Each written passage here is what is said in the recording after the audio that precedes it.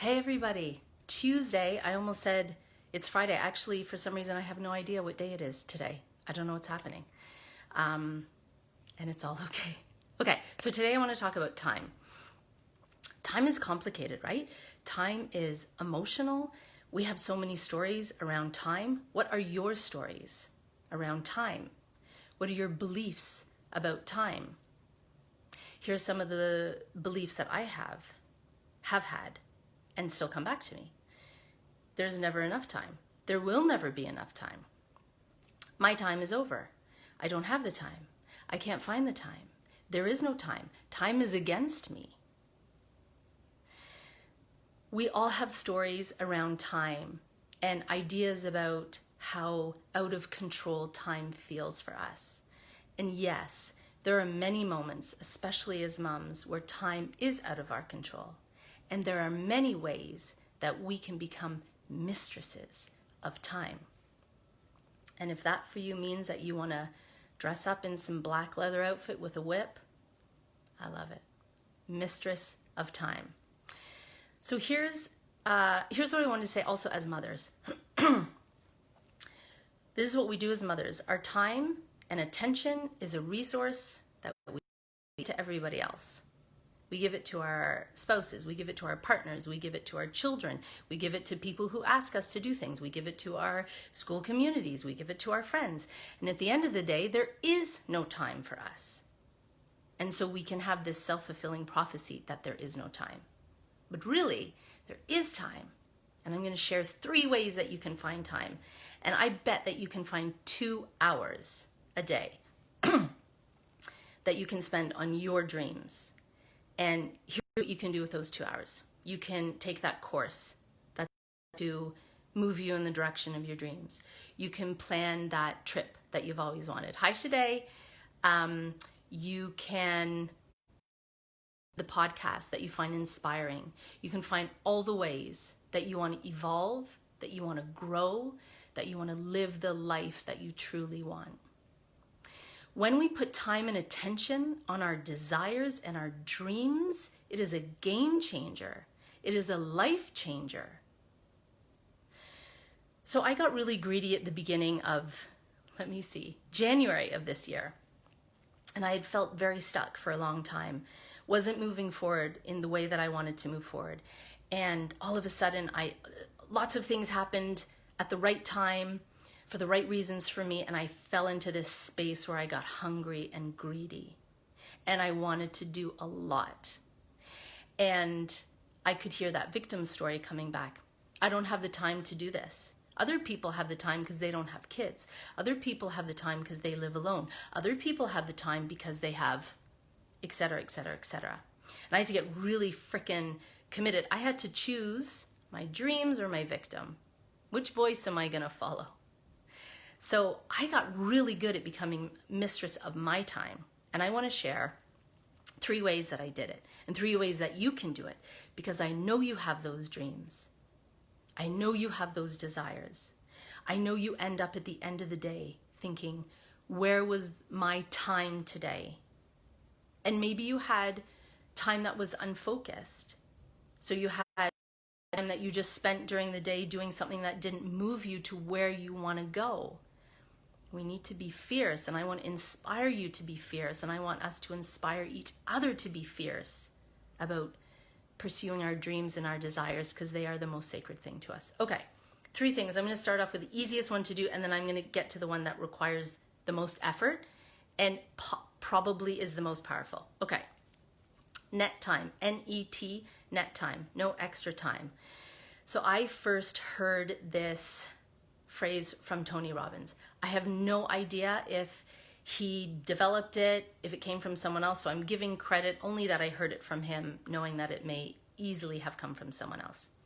This is when you're doing one thing that you can do on automatic pilot, and you're doing something else that fills you up.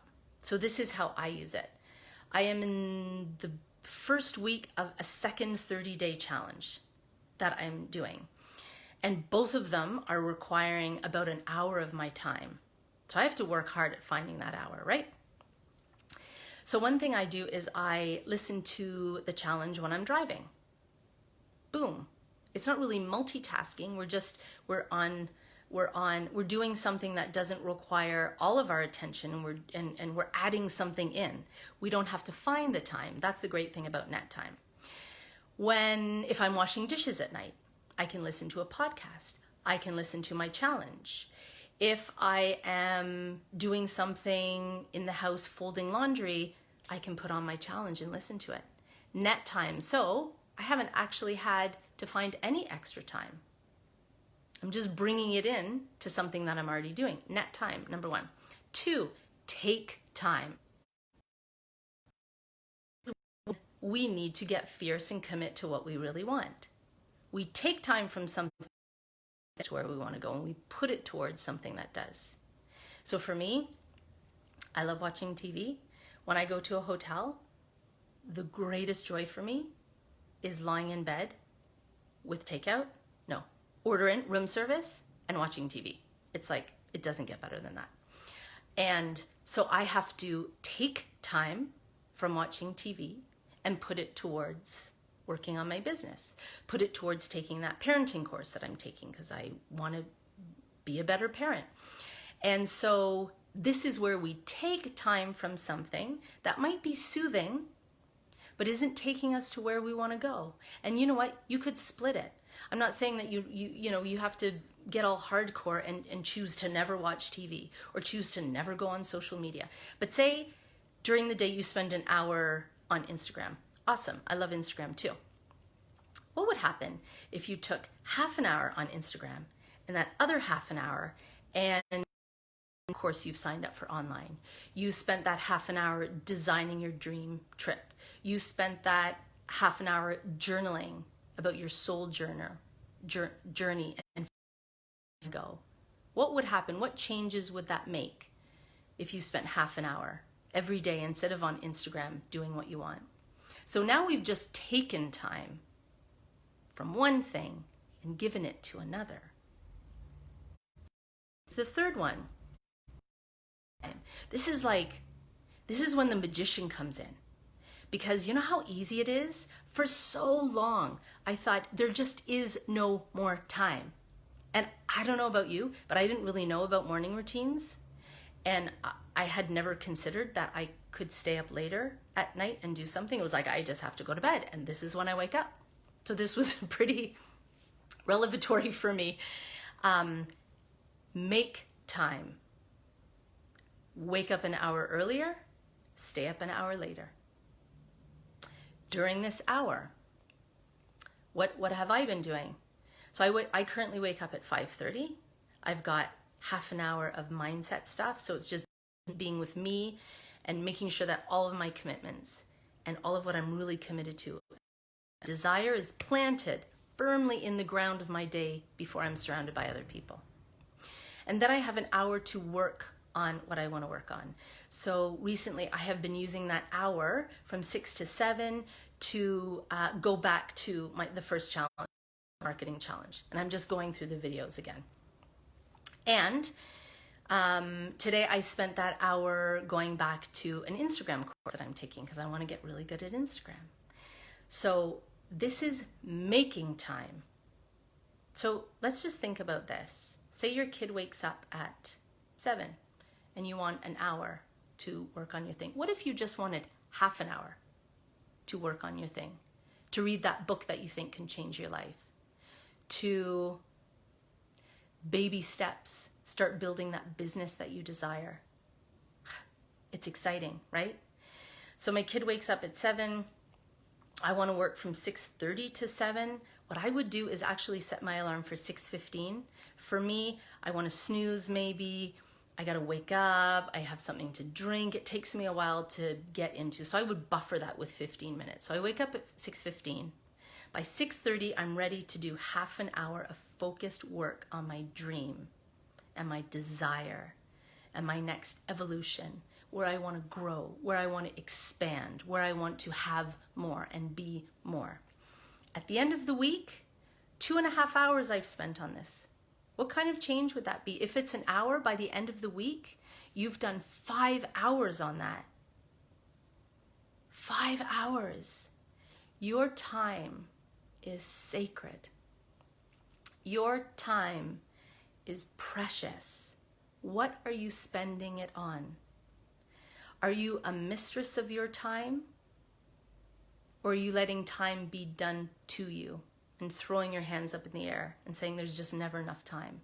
I can't find the time. If you are, I see you and I know you because I was there too. And it's okay. It's the perfect place to be right now. Do you want to move out of that? Do you want to try something new? I'm excited for you. Net time. Take time, make time. In the comments below, I want you to tell me what decision you have made, what you are committing to finding, even if it starts with just half an hour. You're going to take half an hour from social media and you're going to put it towards working on. What are you working on? Or are you going to wake up half an hour earlier or stay up half an hour later? Or are you going to use half an hour when you're folding the laundry, driving in your car, riding on the subway, doing something? I'm excited for you. Let's become mistresses of time. In the meantime, you're doing amazing. You're beautiful. You're gorgeous. You're inspiring. You're magnificent. All right. Take care. Thank you.